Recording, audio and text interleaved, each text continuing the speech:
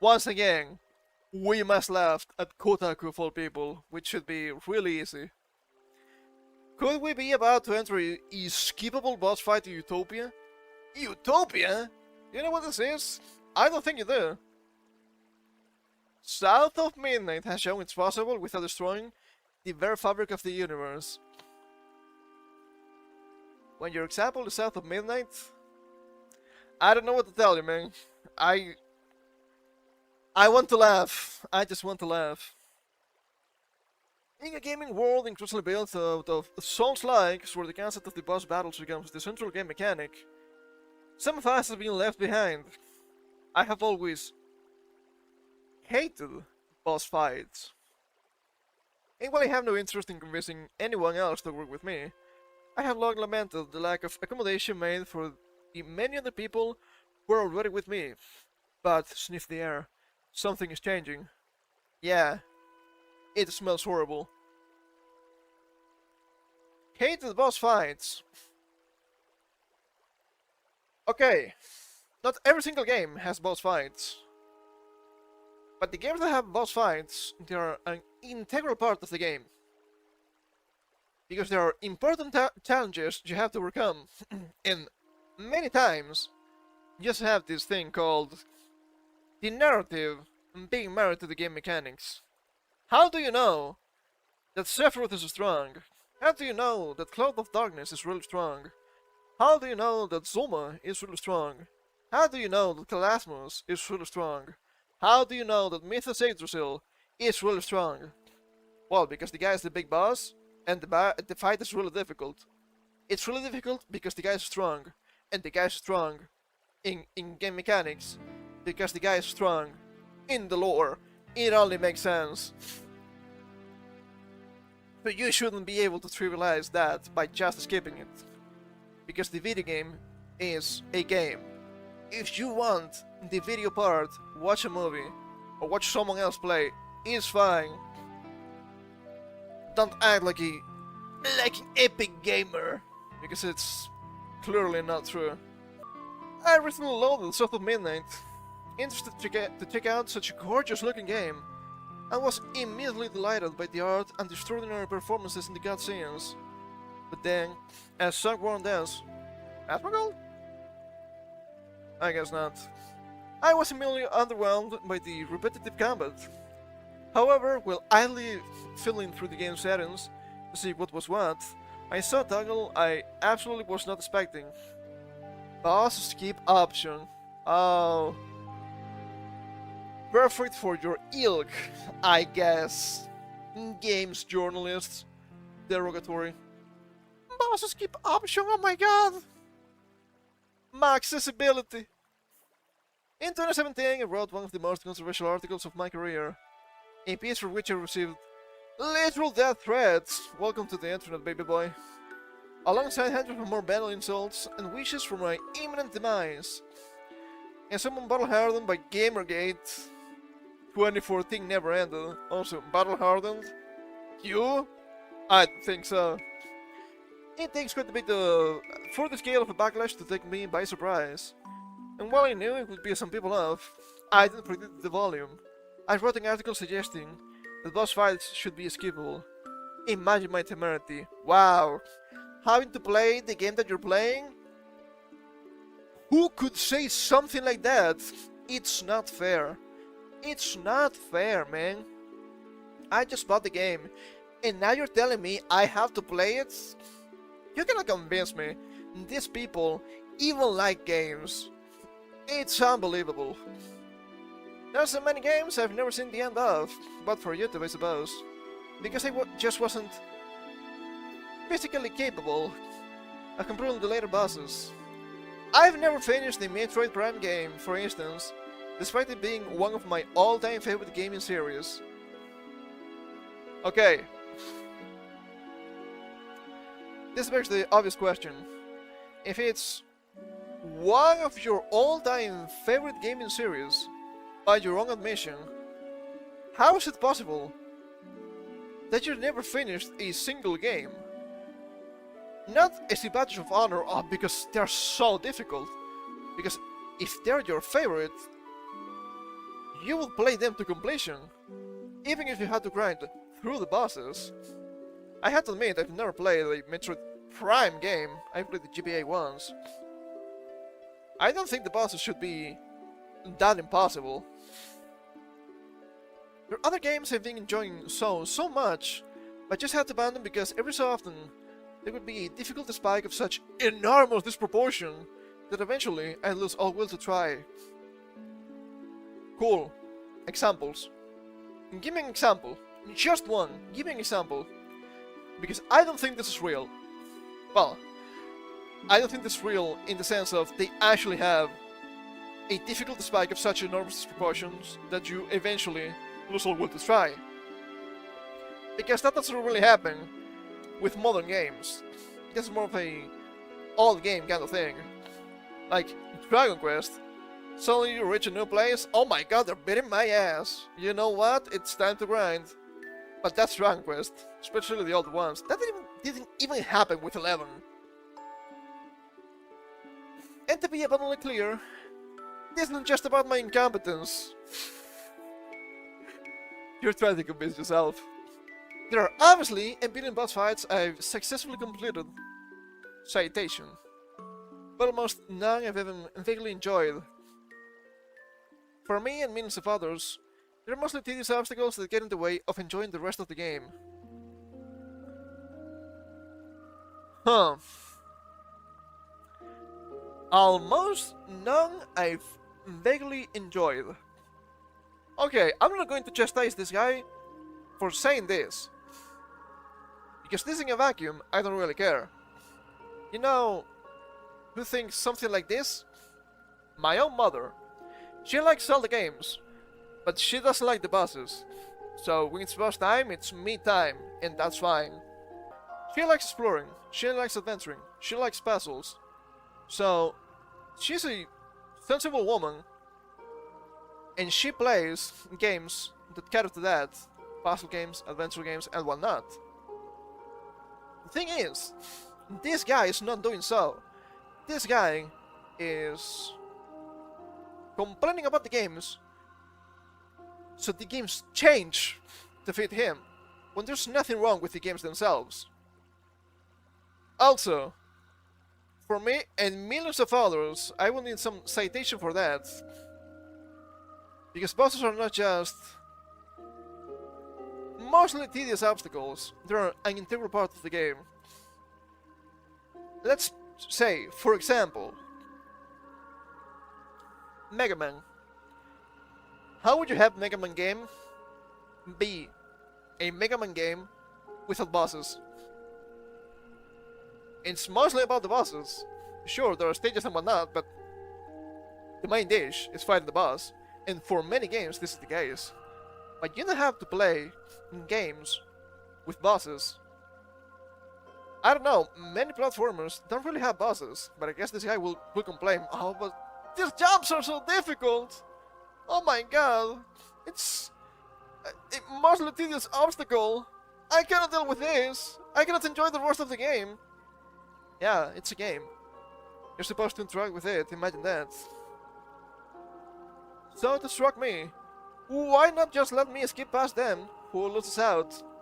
You abject buffoon, you lose out on the experience.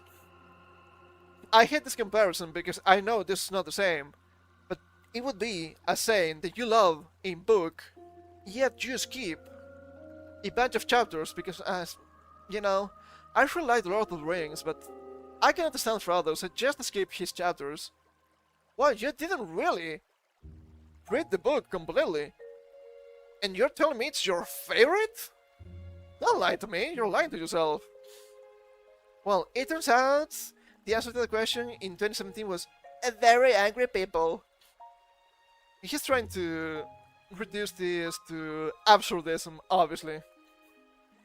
For reasons never quite comprehensible, elucidated by being able to carry on playing a game I like without finishing a specific fight causing great personal injury. It's not that you're skipping it, it's that you're claiming that skipping it is just as valid or valuable as not skipping it, which doesn't make any sense. Don't skip chapters and books. Don't skip boss fights. To skip over boss is, I was told, both a moral and physical affront, and the teaching of such an option will be very likely to destroy video games, if not all of society. Now, the thing is, you are changing video games in something that's not a game. If a video game becomes something that's not a video game, it's not a video game anymore. Therefore, you're actually trashing on someone else's hobby because you don't actually enjoy the hobby. If you just want to watch stuff, pick a book, pick a movie, I don't care. Read some anime, watch some manga, I don't care. You can be a Tales of Symphonia fan if you just watch the anime. It's cool by me. But don't tell me, did you enjoy the game and you finish the game when you only watch the anime? It's the same thing. Because you're ignoring the game for what it is. Stop it. And yet, in the month since South of Midnight released, I have yet to witness the collapse of humanity. In fact, I've heard only very few people talking about it. About South of Midnight? Yeah, I bet. It didn't seem to be a very good game anyway. Now I think even worse of it. This is not the very first time a game has suffered the weight to past tough spots. A fair few big name games have had options to let you skip entire missions should you fail them enough. Red Dead Redemption 2 and Days Gone, for instance, while many others will offer to lower the difficulty if you're flailing. Okay, you can play a lower difficulty. It's not a big deal, if the game has it. But you have these fail saves for people that are trash. And if you're trash, well, being a games journalist, that doesn't say too much about you or your site, which it's nothing new, but still. But it's still vanishingly rare. And South of Midnight is the only instance of it specifically being able to skip the bosses that I'm aware of. Let me know for other examples. I don't think I will. And it harms no one. Not even that guy, you know. Dave. The one who still unironically says get good. You know what? Get good. Their games, they're not that difficult. It just lets more people play more games the way they want to. And that's wrong. In this specific case, that's wrong. Because you're ignoring the game for what it is. So you don't actually enjoy the game. And you don't need to enjoy the game, but don't have the game change to fit your narrative or your trash skills. But you know what? It used to be commonplace. It was incredibly rare that a game didn't ship with a suite of hidden cheat codes. Do you know that cheat codes are cheats? That's cheating, that's not the intended way of finishing the game. Oh, look at this. I just finished Elden Ring. I didn't die. Level 1, no upgrades. Just using the club. But I was using cheats. You know? I mean, it sounds you can't really lose HP. So it's just the same experience. I don't know what you're talking about. And you can play like that if you want, but don't act as if you actually finished the game. Because you didn't really. Because you didn't really interact with the game at that point. Because you're ignoring basic game mechanics, which happens all the time. You'd find them in the next edition of your favorite gaming magazine, and then type them in to become invincible, or have infinite ammunition, and then blitz through the boss that was troubling you. And yet the schools remained open, the supermarket still had toilet paper on sale. Everything was still okay, if anything. Not being able to cheat past an impossible boss is the crime against nature. You keep saying things like impossible boss, but I'm not seeing any examples. So this is probably wrong. This is probably fake. And sure, I can actually think of some impossible bosses in games, but it's fine if they're impossible, because you're meant to lose, and that's fine. Let's say Leon Magnus in Tales of Destiny. You're meant to lose. Actually, in the remake, I don't think you can actually win, and that's fine. You're meant to lose. That fight is impossible. You shouldn't win that one. And that's okay. But if a normal progression boss is impossible, I don't think that is real. That would be one of the worst designs I've ever seen in my life.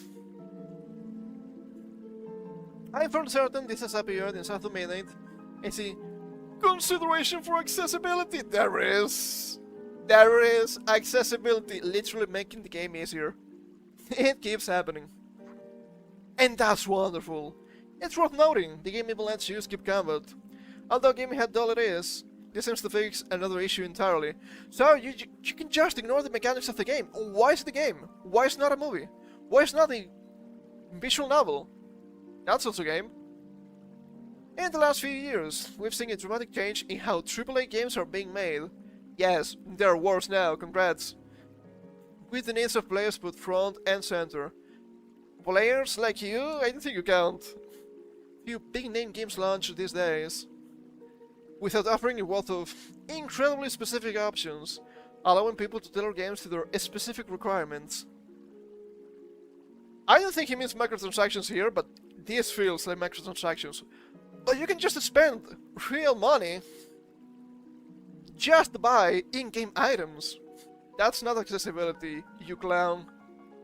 Which is all well and good, until we reach a difficulty spike boss fight, in which all such amenities seem to get thrown out of the window.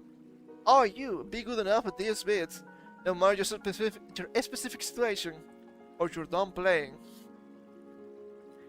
Difficulty spike boss fight. Have you considered, most people will say here, getting good, and sure, that's fair. How do you consider interacting with the in-game mechanics? Maybe there's something you need to do for the boss to become easier, like Ozma in Final Fantasy IX, like Zoma in Dragon Quest 3. Now I'm wondering if they actually have to do anything with each other, given the similar names. We are not supposed to fight Zoma without using the Sphere of Light, because that guy is near invincible. With that, I guess some people tried to do so. I don't know if they succeeded. That's fine. How do you consider, perhaps, looking around, trying to look for, I don't know, perhaps some sort of contraption that makes the enemy invulnerable in any way, shape, or form? Have you considered perhaps using, let's say, ice spells onto the fire elemental? Have you perhaps considered buffing yourself and debuffing your enemy? Have you considered using consumable items? Have you considered perhaps running a specific gear that can help you? Oh my god, they're constantly using fire attacks that deal so much damage. Didn't you just get an armor set? A suit, I guess, not set, but suit, that gives you fire resistance? Maybe that would be useful. There are games, and these games are meant to be completed. If you're unable to complete them, the only example you have given until this point was Metroid Prime, of all things. I don't know what to tell you. I don't think you like games. I don't think you play games. And that's fine. Just find something else to do. Just watch a book or read a movie. I don't care. But could Southern Meaning be the start of a trend? I hope not. And now, Dave, I don't mean I'm demanding that Souls-like games, in which the entire point is mastering the techniques required for all 8 trillion bosses. Don't they have like 50 or something like that? Oh, let me skip over every moment. I mean, it'd be brilliant if they did. I'd love to explore the lands between, because the place looks amazing, if not for all the immediate death. And this guy is once again not understanding that all the immediate death is just a feature of this lands between. Once again, they're supposed to be dangerous. How do you know they're supposed to be dangerous? They have dangerous creatures, they have dangerous enemies, there might be traps, there might be poison, there might be a whole slew of things just to screw you over. You know why? Because that's a game that you're playing. How is this in the concept? I don't know. As game superbly copy one another with their accessibility options. Will we start to see the boss fight skip button become standard?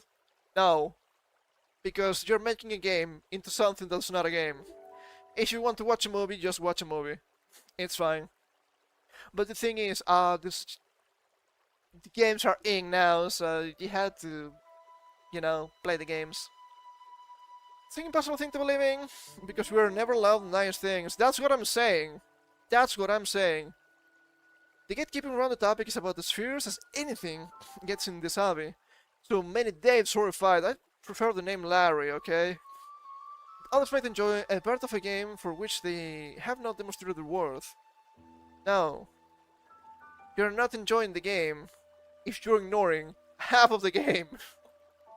But I still allow myself a glimmer to stare through the crack in the wall, south of me that has offered the beautiful sunlit fields beyond, and I think this is the end. I've seen some people mentioning that maybe, and only maybe, these guys are actually just plants from big cinema to make everything into movies. And I don't know about that one, but I guess I can see it. I don't know if it's true. Also, this is a huge demonstration of a sentiment I've been sharing, I guess, for a long time, but the sentiment is far longer.